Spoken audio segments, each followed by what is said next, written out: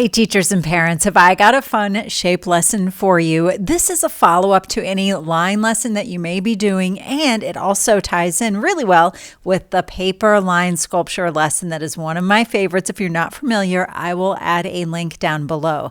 Now in this video, as in the last couple videos I've done, it's just going to be me chatting with you, kind of walking you through the process of what you might need to prepare and have on hand to make this lesson successful for your students. Really, this is a pretty low stress project in that all you need is construction paper and glue. Now, in this video, I have done just the construction paper and glue portion at the beginning of this project, but you'll probably notice that in some, I've used my handy dandy bingo dauber to create lines as a line review in the background. If you don't have bingo daubers, these paint sticks work great. So I'm going to share with your students and you how you can create these lines in the background. But the first half of the video, I'm just going to have it be like this. So in case you just want to dive in right away and share shapes with your students, then you can share with them the first portion of the video, and in which case I'll walk you through the basics of how to create this open box and how to make each one of these shapes. Of course, if you're doing a shape lesson with your students, a really great book that you might want to have on hand is mine. Of course, you can find my book, Alfred the Ape Knows His Shapes, and a link down below. This ties in well because in the book I actually have a page that shows students how a line can become a shape, which is essentially what they're doing in this lesson. They're also creating a cube in this lesson. The cube is going to serve as the box that will hold their shape, and it's a great way for them to see the difference between a square and a cube. In this project, we are mostly focusing on those geometric shapes. So if you're reading this book with your students, instead of reading the book in its entirety, you could just read the part that focuses on geometric shapes. The paper needed will need to be a 12-inch square, doesn't matter the color. I'm using white, and then you'll also need rectangles of paper in a variety of colors. Those will be 2-inch by 12-inch. Let's dive in. Hello artists! Today we're going to take the square that is flat and turn it into a cube which has dimension. I'm going to use a rectangle piece of paper and set it at the bottom of the square, and then grab both the rectangle and the square and fold up. My background paper or the square should be wrapped around the rectangle so that when I'm done folding, the fold is the same size and shape as the rectangle. Let me do it again. So I'm grabbing the bottom of the square, matching it with the rectangle, bringing both papers up, and then folding. A square has 4 sides, so that means I'm going to do this 4 times. Matching the rectangle with the square, bringing it up and fold. When I fold, I'm creating a crease or a line that you can see. Here's my last one, matching this up and then pinching and holding before bringing it up. Now that I have folded the paper 4 times, let's count how many squares we see. So we've got one big square here in the middle. Do you see any other squares that I've made? There's a little square there, one there, another here, and one down there. How many squares does that make? If you said 5, you got it. Now, how many rectangles do I have? Looks like 4. Now, we're going to focus on these little baby squares, as we'll call them. On the baby square, I'm going to cut one side to the top, stop, right there of the square. So tell me when to stop. Cut. You got it. Stop. Now I'm going to rotate the paper all the way around and repeat. So I'm cutting the side of the square until I get to the corner. Stop. And then I'll do the same thing over here. Now I'm going to be bending the square straight up and giving it a little massage, folding both of these up. We're going to call them tabs. And I'm going to put some glue on these tabs. Now you could do this one tab at a time. It's probably easier. Here I'm doing 2 at a time. I'll show you how to do 1 at a time next. What I have to do, this is why you should probably do it 1 at a time, because I'm bringing both sides of the square up.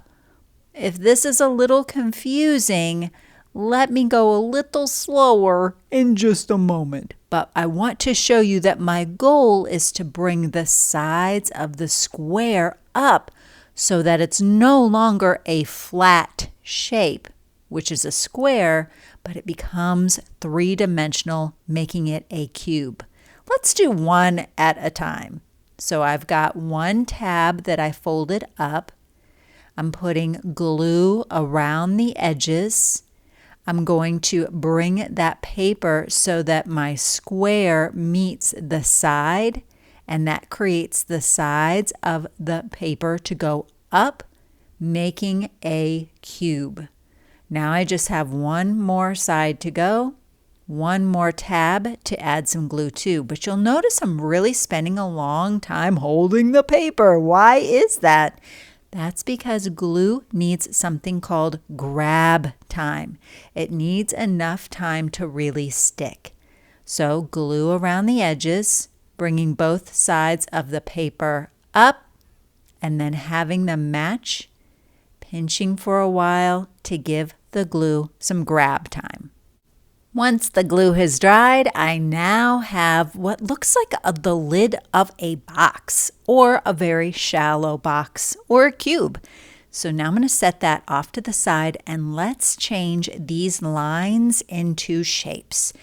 Think of this strip of paper as a line. What if I want to make that line into a circle? How could I get it to hold in place? Well, with a little line of glue, probably. So I'm going to take a little line of glue, bend the paper around to create a circle, and I'm going to pinch and hold it. Now, if I let go right now, the whole paper will become a line again because I didn't give the glue enough grab time. I usually count very slowly to 10 while I'm holding, and that's how I know it's been a long enough time. If I let go and the paper stays in place, then perfect. Would you look at that? I now have a circle. Let's try making another shape, and I'm going to start the same way. I have my line of paper. I'm bending it around and drawing a line of glue. And then I'm going to bring the paper around so that it touches the glue and hold. Again, I'm going to count slowly to 10 to give it enough grab time. And now let me think of a shape that I could create. What if I took my pinching hand and just pinched the paper 1 time? What shape would that make? Let's see. It looks like a drop, like a raindrop or a teardrop shape. When I'm done making my shapes, I'm just setting them in my cube of shapes. Now let's take another one, and again, I'm going to start the exact same way. Bend the paper over, give it a little line of glue, and then roll the other end of the paper together. I always start with a circle. Now I know if I leave it like this, I've created a circle. If I pinch it once, I've created a drop. What would I create if I pinched it 3 times? Let's see. Pinch it once, that makes a drop shape. Pinch it twice. And then what if I pinch it 1 more time? Can you think of a shape that has 3 points or 3 sides? I just made a triangle. Would you look at that? So I'm going to put that in my cube and make another one. Think of some other shapes that we could create. How many times could I pinch the paper to create a different shape? So again, I'm starting with a little line of glue. And then I'm going to hold it and count to 10. And then I'm going to start pinching to making those corners for my shape. Now let's turn this into a square. I think for a square, I'm going to need to give it a little bit of a pinch, not just 2 times, not 3 times, but 4, because a square and a rhombus have 4 sides and 4 points. Now to make a heart, it can be a little bit tricky, so pay close attention. I started the same, but instead of wrapping the end of the paper around to create a circle, watch what I do with this other paper that doesn't have glue. It's like it took a little bit of a bow to the side with the glue, like 2 little round bumps of the head of the paper coming together. Using my fingers, I'm going to pinch the bottom, and that will give me the pointed part of the heart. Now you really have to make sure to hold this for a while in order for the heart to stay. And last shape I think I'll create is a rectangle. A rectangle is like a square in that it has 4 corners and 4 sides, but it has 2 sides that are short and 2 sides that are long. So when I'm pinching these corners, I'm really thinking about where I'm pinching the paper to create a rectangle. That looks like a pretty good rectangle. Now, once you have all of your shapes that you want inside of your cube, and your cube is pretty much full, it's time to get these shapes to stay in place. So to do that, I had to put a little bit of glue on the side of the shape, not the edge, but the side, and I held it next to the side of the cube. So I've decided to put a rectangle of glue on the side of the triangle that's going to touch the side of the cube. Notice I didn't put any glue where it won't touch something because, well, that would be silly and a waste of glue.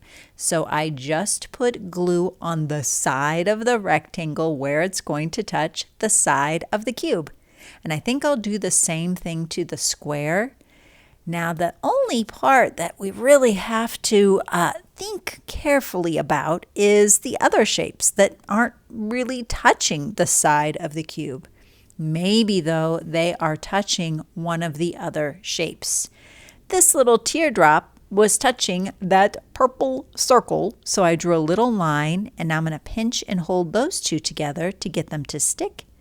And then for the heart, I'll draw a little line of glue where it's touching that little teardrop, and I'm going to hold it in place.